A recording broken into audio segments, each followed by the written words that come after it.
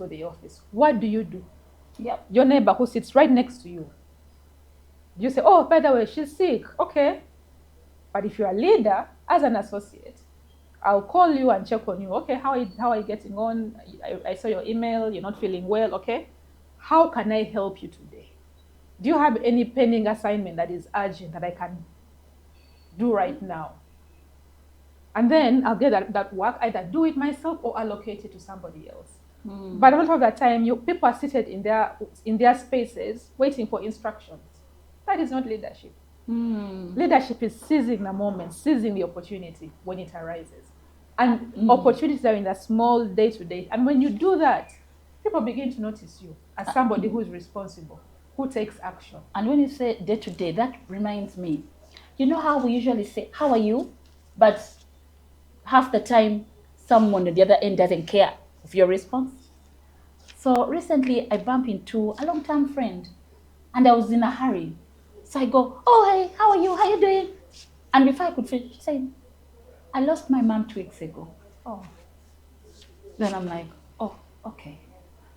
I needed to compose myself quickly. And I'm like, you need to be intentional, even on the small things. Even when you greet, you need to really be intentional about hearing that response.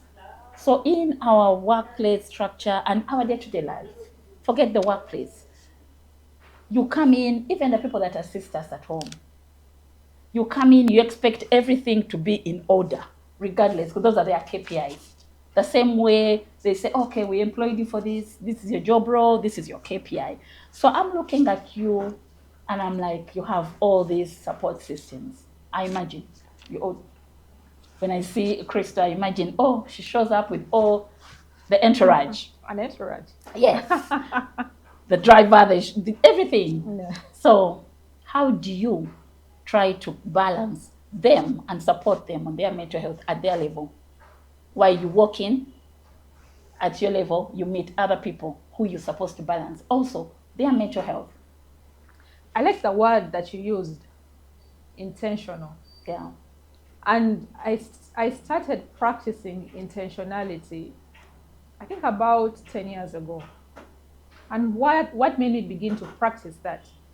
You know, in my former workplace, we used to have a feedback cycle, which is performance feedback at every